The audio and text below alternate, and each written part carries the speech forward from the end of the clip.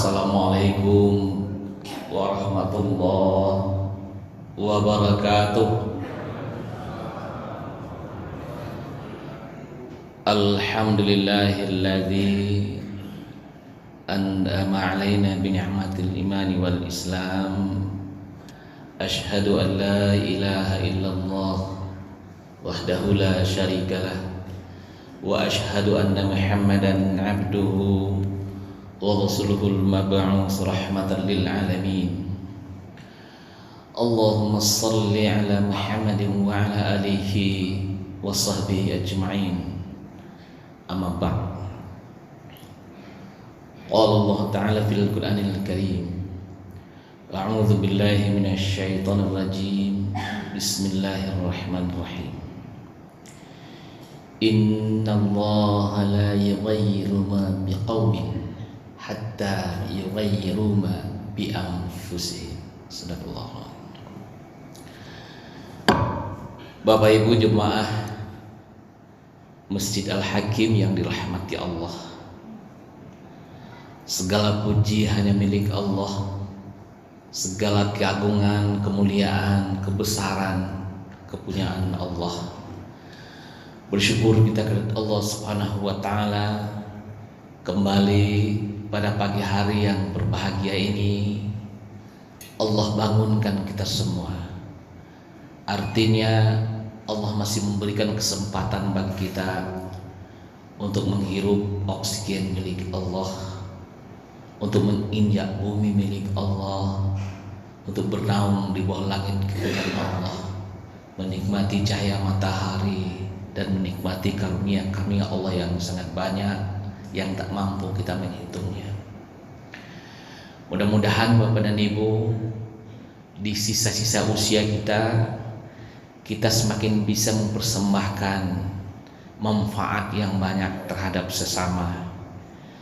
Kemudian tentunya kita bisa juga semakin mencintai Allah Subhanahu wa taala dan dicintai oleh Allah Subhanahu wa taala, sehingga pada akhirnya nanti ketika tiba waktunya tak ada yang lain yang keluar dari lisan kita kecuali adalah kalimat la ilaha illallah.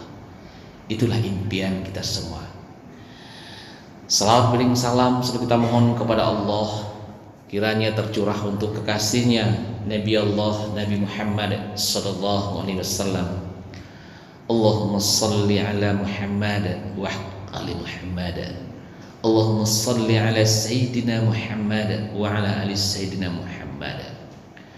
Bapak Ibu yang disayangi Allah Subhanahu wa taala, dalam ayat yang kita bacakan tadi Allah berfirman, sesungguhnya Allah tidak akan merubah nasib suatu kaum, kelompok, sebelum mereka berusaha merubah apa yang ada di dalam dirinya. Jadi kadang-kadang ini sering kita salah menerjemahkan Bapak dan Ibu. Sebelum merubah dirinya sendiri. Kalau gitu untuk kita ada yang merubah diri kita. Di mana perannya Allah? Ada yang seperti itu. Tapi di sini bukan merubah diri, tapi adalah apa yang ada berusaha merubah apa yang ada di dalam nafs, di dalam jiwa kita sendiri. Karena ketika jiwa kita itu telah kita sempurnakan, wa nafsin wa ma sawwaha, demi jiwa dan penyempurnaannya. Nah, maka ketika adanya upaya itu merubah jiwa itu, memperbaiki, mengupgrade jiwa kita untuk menjadi lebih baik, karena makanan jiwa ini seperti kajian kita yang lalu adalah yang dari Allah. Dia tidak bisa dikasih makan dengan makanan-makanan yang fisiknya. Cuma makanannya dari Allah. Ketika jiwa itu diperbaiki, tidak lain adalah ketika pendekatannya kepada Allah Subhanahu wa taala. Nah, sehingga itu maknanya. Sebelum merubah apa yang ada di dalam jiwa mereka. Jadi itu Bapak dan Ibu. Jadi tetap saja hubungannya dengan Allah. Ketika kedekatan dengan Allah, jiwa kita akan berubah. Kita beri makan dengan santapan-santapan yang dari Allah, ayat-ayat Allah, dengan ketaatan-ketaatan kepada Allah Subhanahu wa taala. Kemudian Bapak dan Ibu, kita review juga kajian kita yang lalu. Jiwa ini akan mempengaruhi fisik. Kegalauan pikiran, ketidaknyamanan, kegelisahan, keresahan akan mempengaruhi fisik kita.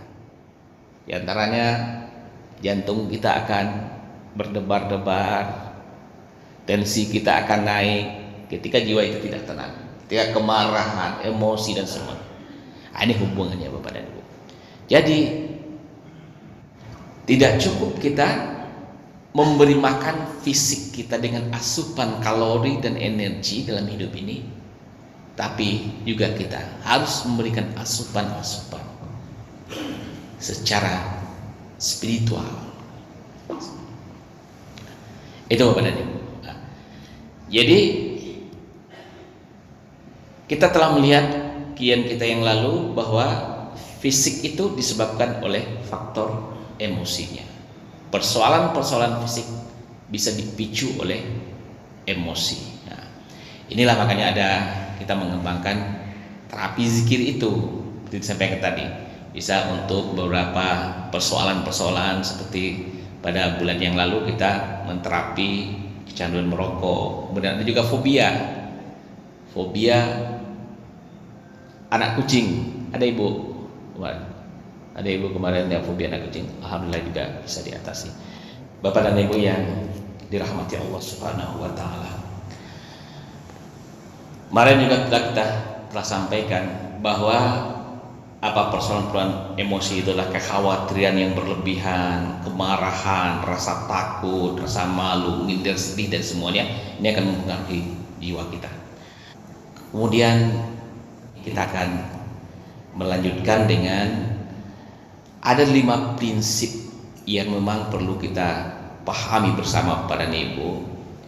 5 prinsip ini akan membuat jiwa kita, kedamaian hati kita, ketenangan batin kita. Ketika 5 prinsip ini betul-betul kita pahami dan betul-betul kita implementasikan dalam kehidupan kita. Nah, ini Bapak dan Ibu. Jadi mungkin pada kajian yang lalu baru sekilas kita sampaikan. Kita akan coba satu persatu uraikan pada kesempatan ini. Yang pertama Bapak dan Ibu, prinsip yang pertama adalah keyakinan yang sempurna kepada Allah Subhanahu wa taala. Jadi betul-betul keyakinan itu Bapak dan Ibu adalah hakul yakin. Tidak ada celah sedikit pun juga, tidak bercampur dengan kesyirikan sekecil apapun juga. Ini prinsip yang harus ada di dalam diri setiap orang yang berharap kedamaian hati, ketentraman batin dalam hidupnya yang akan berujung nanti kepada kebahagiaan yang sering kita sebut kebahagiaan itu. Jadi karena bahagia itu bukannya tercapainya target-target, tidak, tapi adalah ketika adanya rasa di dalam diri kita bersama dengan Allah Subhanahu wa taala. Dan ini membutuhkan pertama dulu keyakinan. Jadi keyakinan ini Bapak dan Ibu, tidak ada syirik sekecil apapun kami sampaikan tadi. Kalau menyembah patung kita tidak lagi menyembah patung, tapi kita masih sering mengidolakan, mengagumi, mengilahkan istilahnya, mengilahkan hal-hal yang lain selain daripada Allah. Kadang kita demam misalnya, oh ini karena ini kok karena di kerajaan diulang kok. Timbul perasaan-perasaan yang tidak enak di dalam diri kita berprasangka kepada orang lain bahwa ini dikerjakan, diinikan segala macam. Ini berarti kita telah menggeser telah bergeser dia kepada syirik. Karena apapun yang terjadi tidak akan bisa terjadi tanpa izinnya Allah. Illa bi. Kita masih sering misalnya anak-anak kita supaya tidak akan ada pelasi segala macam diberikan ajimat-ajimat. Ini juga. Kadang di mobil kita bawa taruh Al-Quran. Kenapa ditaruh Al-Quran di mobil? Supaya kita terhindar dari. Ketika Al-Quran ini telah dibendakan, dijadikan benda dia, sama aja dia dijadikan ajimat. Benda dia. Jadi ini yang kecil-kecil yang sering terjadi di dalam kehidupan kita Bapak dan Ibu, yang masih sering kita lakukan. Kok kadai wako supaya ramilan ditawai. Semua yang bersifat seperti itu, ini tidak akan pernah menimbulkan ketenangan di dalam kehidupan kita. Karena kita bergantung kepada makhluk dan berprasangka kepada makhluk. Ini yang perlu sekali Bapak dan Ibu. Kita semua sudah, ya, kita bersahadat, kita yakin kepada Allah, kita katakan. Tapi ketika praktek-praktek itu masih kita lakukan, ini menggeser nilai-nilai. Termasuk kesombongan, ria dan segala macamnya. Ambo pernah karena siapapun anda jadi apa mau. Ini juga hilang. Kalau bukan kan ditolong di siapapun tidak sehat ambo doh. Bergeser dia. Jadi Bapak dan Ibu yang dirahmati Allah, ini yang paling penting Bapak dan Ibu kita dudukkan betul-betul tauhid kita itu bulat. Tidak sedikit pun juga tidak pasandiang ya. Bule itu bule tidak pasandiang, penuh kepada keyakinan kepada Allah apapun yang terjadi. Nah, ketika kita sudah seperti itu, kita akan berani. Kita akan optimis dalam hidup kita ini, karena kita bergantung kepada gantungan yang kuat, pegangan yang kuat. Jangan ditanamkan dalam diri kita, dalam diri anak-anak kita. Selama ini kita makan percaya diri. Saya tidak sependapat kalau kita menanamkan kepada kepercayaan diri kepada diri kita dan kepada anak. Kalau kita percaya diri, kita akan sombong Bapak dan Ibu. Tidak ada Allah. Kita akan ego. Karena apa yang kita, karena saya, karena kemampuan saya, karena perjuangan saya, karena kehebatan saya. Karena jasu ambo saya, sehingga membusungkan dada. Ini orang kalau menanamkan kepercayaan diri. Jadi apa yang ditanamkan bukan PD, tapi adalah PA. Percaya Allah, semuanya karena Allah, karena Allah, karena Allah, dari Allah. Itu apa? Tapi kalau PD tadi, kita akan menyingkirkan Allah, menimbulkan ego dalam diri kita. Agent God out, kita keluarkan Allah itu dalam diri kita. Ini kalau kita menanamkan. Jadi mari kita menggeser pada Ibu bahwa yang harus kita tanamkan adalah keyakinan, kepercayaan yang penuh kepada Allah. La khaufun alaihim wala hum yahzanun. Itu. Dengan itu dulu. Jadi dengan adanya kebanggaan-kebanggaan, kadang-kadang kita aksesoris sepertinya bagus ya. Kita buat taruh di mobil kita, ada main-mainan bertulisan Allah senang. Ketika ada perasaan kita agak dinilai oleh orang sebagai orang yang saleh, ini bergeser dia lagi Bapak. Jadi aksesoris itu Bapak dan Ibu boleh, tapi bukan untuk menjadikan kebanggaan agar kita dilihat orang sebagai menjadi orang yang saleh. Nah, itu aja. Jadi jaga hati kita itu betul-betul ketaatan kepada Allah. Ketika itu ada dalam diri kita, kita akan tawadhu Bapak dan Ibu. Katakan rendah hati, tapi bukan rendah diri, karena kita bersama-sama dengan Allah. Nah, itu yang pertama Bapak dan Ibu.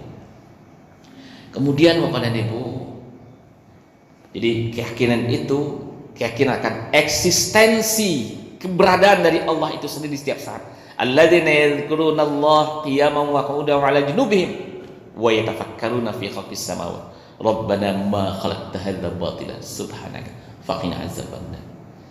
Duduk, waktu berdiri, waktu duduk, waktu berbaring, selalu apa yang terjadi? Rabbana ma khalaqta hadza batila. Ini kekayaan, kelapangan hati orang yang bersama, orang yang yakin kepada Allah Subhanahu wa taala. Orang yang yakin dengan eksistensi Allah itu, kehadiran Allah itu setiap saat bersama dirinya. Ini Bapak dan Ibu. Ini power itu. Itulah spirit itu. Sehingga orang mengatakan spiritual. Ini kekuatan Bapak dan Ibu. Kemudian Bapak dan Ibu, apalagi yang memang kita perlukan, prinsip yang memang kita perlukan Bapak dan Ibu, adalah keikhlasan. Setelah kita yakin dengan Allah secara bulat, apa yang kita perbuat dalam hidup ini bukan untuk siapa-siapa, cuma semuanya persembahannya kepada Allah. Orang yang telah mempersembahkan semua yang dia lakukan untuk Allah, dia adalah bagaikan tidak akan melihat lagi kepada siapa-siapapun juga. Tidak akan berharap balasan dari manusia. Tidak ada pamrihnya dari manusia. Itu yang ikhlas itu. Ikhlas ketika berbuat. Tidak berharap sanjungan dari orang, tidak berharap pujian dari orang, tidak berharap terima kasih dari orang. Setelah dia menolong orang, orang pun tidak berterima kasih, dia pun tidak ada masalah. Karena urusannya bukan dengan orang itu. Kira-kira seperti itu. Urusannya dengan Allah. Dan dia orang tidak terima kasih, orang ditumpalai orang kali ya. Tidak teruntung, tidak pandai berterima kasih, kok itu hilang. Hilang. Ditolong orang. Ketika kita menolong orang lain, mungkin karena pertolongan kita orang berhasil menjadi sukses misalnya Bapak dan Ibu.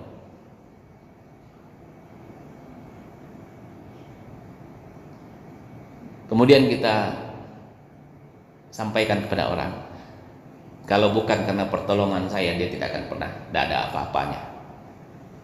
Kira-kira bagaimana itu Pak? Menolong. Ada tidak Allah di sana? Tidak ada lagi Allah di situ kan? Sudah hilang satu rukun iman, percaya kepada Allah dan qadar, ketetapan Allah, takdir Allah. Orang berhasil bisa saja melalui pertolongan siapapun juga, bantuan siapapun juga. Tapi semuanya adalah dari Allah. Jadi jangan berharap Bapak dan Ibu, orang yang kalau memang ikhlas berbuat tidak ada pamrihnya. Tidak ada sesuatu pun yang ini kalau bukan saya dulu, kalau bukan ini dulu, kalau bukan ini, kalau bukan ini. Tidak ada itu. Itu yang ikhlas. Ikhlas dalam berbuat, dalam beramal. Hanya untuk Allah, bukan untuk dia. Mau dia terima kasih, mau tidak. Allah yang menggerakkan hati saya untuk menolong dia. Ini yang jelas. Kalau dia itu rezeki dia dari Allah, bukan dari saya. Itu Pak. Bukan karena awaknya berhasil, bukan karena awaknya sukses, bukan karena pertolongan awak, tapi karena pertolongan dari Allah melalui awak dan melalui orang-orang yang lain. Tidak semua. Ini harus menjadi prinsip untuk keikhlasan. Kenapa ini penting? Supaya jiwa kita ini lapang. Kalau tidak Bapak dan Ibu, tidak terduntung pada jatuh. Tiap basubuk dia mengerumeh jantung awak. Kau tidak di awak lah menolongnya itu entah baik duitnya Tuhan. Ya tak? Kau tidak karena di awak lah entah Allah. Tiap basubuk di orang itu Bapak Ibu sakit jantung awak. Kenapa? Karena tidak ikhlas ketika kita menolong dia. Kuda mau tolong itu tak apa-apa. Jadi ini Bapak dan Ibu, ikhlas dalam berbuat itu, ikhlas dalam beramal itu, ini akan memberikan kedamaian di dalam hati kita. Ayo Bapak dan Ibu. Tapi ketika kita tidak ikhlas, ini akan mengganjal selalu dalam hati kita. Berikutnya juga ikhlas dalam menerima setiap keputusan dari Allah terhadap diri kita. Nih, apa yang terjadi hari ini, kondisi hari ini yang ada pada diri kita semua adalah yang terbaik menurut ilmunya Allah untuk kita. Walaupun belum sesuai dengan harapan kita dan doa yang kita panjatkan kepada Allah Subhanahu wa taala. Allah yang Maha tahu bahwa ini loh yang terbaik untukmu hari ini. Nah, itu menerima. Ketika sudah menerima itu semua Bapak dan Ibu, semua yang terjadi hari ini adalah dari Allah. Rabbana ma khalaqta hadza batilan. Tidak ada yang sia-sia dari Allah. Kita akan tenang. Kita akan damai. Berarti Allah masih saja akan memberikan hal yang terbaik bagi kita. Kalau ada yang belum kita dapatkan, mungkin masih tertunda.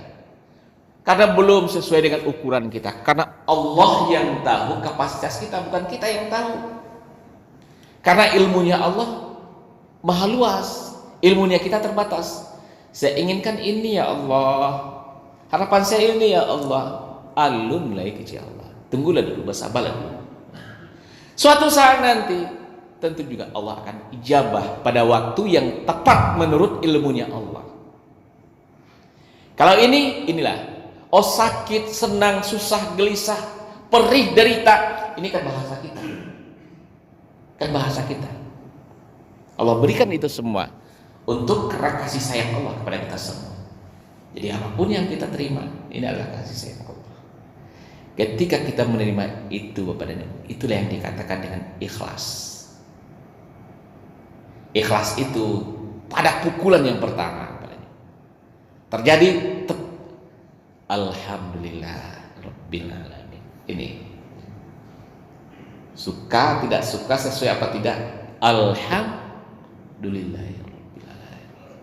Ini adalah dari Allah. Kalau ada yang hilang, inna lillahi wa inna ilaihi raji'un. Milik Allah diambilnya oleh Allah. Ini ikhlas menerimanya. Udahlah, ikhlaskan saja kan seperti itu. Nah, tapi mengatakan ikhlas itu memang gampang, tapi bagaimana mengimplementasikannya hanya satu syaratnya tadi adalah ketika kita memang yakin kepada Allah Subhanahu wa taala, semuanya dari Allah. Kemudian Bapak dan Ibu, sakit, perih, sedih, semuanya adalah penghapus dosa dari Allah, ditentukan oleh Allah Subhanahu wa taala kepada kita semua. Ketika sesuatu yang telah terjadi Bapak dan Ibu, katakanlah terjadi pada diri kita, ketika kita tidak terima, dia sudah terjadi, kita mau apa? Iya dah Bu?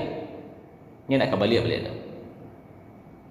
Kalau kita tidak terima dengan ikhlas, dada kita akan sesak terus. Kok sakit, dia sakit terus, tambah sakit terus. Kecewa, dia kecewa tadi. Kalau tidak mau menerima, inilah terjadi kemengawak lain. Tapi ketika kita terima dengan ikhlas, selesai satu persoalan. Alhamdulillah, innalillah. Ya Allah, hamba ikhlas ya Allah menerimanya. Ketika kita terima dengan ikhlas, satu persoalan kejiwaan kita selesai, tuntas, dan kita bisa berpikir untuk berbuat lebih baik lagi ke depannya. Itu Bapak Ibu. Tidak kita terima juga dia tidak berubah. Ketika dia tidak berubah, kita akan stres. Stres juga akan mendatangkan penyakit-penyakit yang lainnya. Rugi kita, banyak sekali rugi kita padanya. Itu ikhlas Bapak dan Ibu. Kemudian apalagi yang memang kita perlukan prinsip-prinsip yang harus menjadi bahagian pakaian dalam diri kita adalah pasrah. Nanti kalau Bapak dan Ibu terapi dengan saya, ini aja ucapannya, ikhlas, pasrah, syukur, itu aja, semua menghujam ke dalam diri kita. Apa yang pasrah Bapak dan Ibu? Ayolah lakum tiko tu kaba aleh, itu bukan pasrah. Pasrah adalah berbuat maksimal, hasilnya suka-sukanya. Faiza azamta fatawakkal 'ala Allah. Itu pasrah. Doa pasrah itu Bapak dan Ibu, doa tawakal itu doa keluar rumah, bukan doa untuk tidur. Bismillahi tawakkaltu 'ala Allah, la haula wala quwata illa billah. Artinya tawakal itu aktif Bapak dan Ibu. Berjuang. Orang yang keluar dari rumahnya berdoa, dia nyatakan dirinya adalah khalifahnya di muka bumi. Bismillahi, atas namanya, wakilnya, dia berbuat maksimal, menyerahkan diri kepadanya. Bismillahi tawakal, menyerahkan diri kepada Allah. La haula wala quwata illa billah. Tidak ada kekuatan hanya dengan izin Allah. Ini adalah doa yang sangat luar biasa. Ini adalah doa yang punya power yang sangat luar biasa Bapak Ibu. Baik untuk kesehatan kita, baik untuk kesuksesan kita, untuk kinerja kita dalam yang bekerja. Ini adalah doa-doanya. Jadi pasrah adalah berusaha maksimal, hasilnya suka-sukanya Allah. Jadi Bapak dan Ibu, orang yang pasrah, dia punya target, tapi dia tidak tetapkan target itu harus dia capai. Ya Allah, saya menginginkan ini ya Allah, Engkau berikan keinginan-keinginan yang baik ya Allah. Sekiranya memang baik ya Allah, Engkau bukakan jalannya ya Allah. Begitu doa orang yang itu. Sekiranya ini akan mendatangkan mudarat ya Allah, sehingga Engkau ganti dengan yang lebih baik. Ini doa orang pasrah. Dia berdoa, dia berkarya, tapi hasilnya dia serahkan sepenuhnya kepada Allah. Apapun hasil yang diberikan oleh Allah, dia akan menerima juga kembali dengan ikhlas. Kembali lagi kepada Ibu. Sakit, sedih, perih, derita, ini bahasa. Tapi nuansanya ketika dua hal itu kita amalkan, ikhlas menerima ya Allah, hamba pasrahkan padamu ya Allah, hamba serahkan padamu sepenuhnya ya Allah, ini akan berbeda. Coba Bapak dan Ibu ulang-ulang nanti. Ya Allah, hamba ikhlas ya Allah, manarimunalah terjadi ko ya Allah. Kau sakit, saya sakit. Ya Allah, hamba pasrahkan kepada Engkau ya Allah, apa yang terbaik. Kok sembuh, kalau sakit, kok bahagianya, kok tenang yang diinginkan, terserahnya Allah. Itu Bapak, ini kan kebahagiaan. Kemudian yang ketiga Bapak dan Ibu adalah syukur. Orang yang bersyukur Bapak dan Ibu adalah orang yang siap untuk menerima nikmat yang lebih banyak dari Allah Subhanahu wa taala. Orang yang tidak bersyukur akan tertutup dia. La in syakartum la azidannakum wa la in kafartum inna adzabi lasyadid. Kenapa kita bersyukur Bapak dan Ibu? Selalu bersyukur dan selalu bersyukur. Karena memang banyak nikmat Allah yang kita terima selalu setiap saat. Tidak mampu kita menghitungnya. Mulai dari tadi pagi, nikmat kita iman, sehingga kita sampai ke masjid, kita mengenal Allah. Kesehatan, ya, oksigen sampai ke hati. Ini adalah kita syukuri dari Allah semua. Cahaya matahari, kita syukuri semua. Kita diizinkan menginjak bumi Allah, kita syukuri semua. Apa yang kita makan kita syukuri. Tubuh kita, ya, balik kepada tubuh kita. Dari ujung rambut sampai ke ujung kaki Bapak dan Ibu, sempurna yang kita syukuri. Mato masih mencalir, talingo masih mendanga, tangan masih bisa menjangkau, kaki masih bisa berjalan. Kita syukuri Ibu itu semua. Ketika dari semua yang ada ini kita syukuri, kalau ada yang kurang sedikit Bapak dan Ibu, mungkin misalnya pinggang kita sakit misalnya. Kira-kira berapa persen Bapak dan Ibu? Kalau tubuh ini begitu sempurnanya, ada yang sakit sedikit di pinggangnya, katakan 10%. Ketika yang 90% kita syukuri, yang sedikit tadi hilang tidak? Dia akan hilang, Pak. Akan tertutup dia. Tapi ketika yang 10% tadi kita keluh kesahkan, yang 90% akan tampi dia. Coba lah Pak. Pagi-pagi sakit kepala seketek kan. Dah lama sebenarnya malin nak bisa. Oh, tambah lama tambah. Oh, ampun nak baik raja. Ampun nak kapika surodo. Dia tambah-tambah. Tambah lama tambah sakit. Tapi ketika kita katakan kepada ya Allah, hamba bersyukur ya Allah, kaki hamba masih bisa berjalan, mata masih bisa melihat, meskipun ini sedikit sakit, hamba terima dengan ikhlas ya Allah. Terima itu, hamba pasrahkan padamu ya Allah kesembuhannya. Coba pada ibu, bapak ini bukan bisa berjalan, kan bisa berlari, karena 90% masih sehat kok, masa 10% akan bisa mengganjalnya? Kira-kira seperti itu makna syukur itu. Liwa in ta'uddu ni'matallah la tuhsuha. Banyak nikmat Allah, hanya sedikit kita diuji oleh Allah. Ketika kita syukur yang banyak, akan hilang. Kita akan selalu orang bersyukur kepada Allah. Ketika semuanya itu ada dalam diri kita, kita akan selalu bahagia kepadanya. Cobalah syukur, selalu ikhlas, pasrah. Ya, itu pada 3 hal itu dulu pada ibu menjadi pakaian kita. Nah, jadi inilah yang kita praktekkan dalam terapi-terapi zikir kita, mengajak orang-orang bersyukur kepada Allah Subhanahu wa Ta'ala. Pertama yakin kepada Allah, kemudian bersyukur kepada Allah Subhanahu wa Ta'ala, kemudian dia ikhlas, pasrah, ada 4 ya. Kemudian yang terakhir adalah sungguh-sungguh. Kalau dalam masa agamanya kita khusyuk, salat khusyuk, sungguh-sungguh, betul-betul dilakukan dengan serius seperti itu. Jadi itu Bapak dan Ibu, kajian kita pada pagi hari ini. Jadi ada 5 prinsip tadi: yakin kepada Allah, ikhlas, ya, kemudian mempasrahkan diri kepada Allah, kemudian bersyukur kepada Allah, kemudian sungguh-sungguh untuk melaksanakan dengan khusyuk, dengan sepenuh hati. Kekhusyukan itu adalah dengan sepenuh hati kita. Jadi itu kalau kita bisa terapkan selalu, kita akan bahagia, kita akan tenang, dan bisa kita bawakan untuk seluruh persoalan-persoalan kita, kegelisahan apapun juga. Dan inilah yang kalau ada Bapak Ibu yang mengalami persoalan-persoalan nanti seperti yang lalu, silakan nanti ibu-ibu yang dulu yang berjanji dengan saya nanti setelah kita sholat istirahat nanti kita kumpul lagi di sini. Nah, kita bisa nanti permasalahan-permasalahan emosi misalnya, kemudian juga persoalan-persoalan fisik kita, misalnya ada yang sakit sendi-sendi, terutama bapak-bapak yang salatnya atau ibu salatnya di atas kursi, insya Allah bisa kita bantu dengan terapi ini. Nah, kemudian juga yang fobia-fobia, kemudian yang kecanduan-kecanduan. Agaknya itu pada ibu yang disayangkan Allah Subhanahu wa Ta'ala. Kami mohon maaf yang sebesar atas segala kekurangan, dan mudah-mudahan kita selalu dilindungi oleh Allah Subhanahu wa Ta'ala, dibukakan jalan-jalan kehidupan ini untuk selalu mendekat kepada Allah Subhanahu wa Ta'ala. Banyak maaf, bila itu taufiq wal hidayah. Wassalamualaikum warahmatullahi wabarakatuh.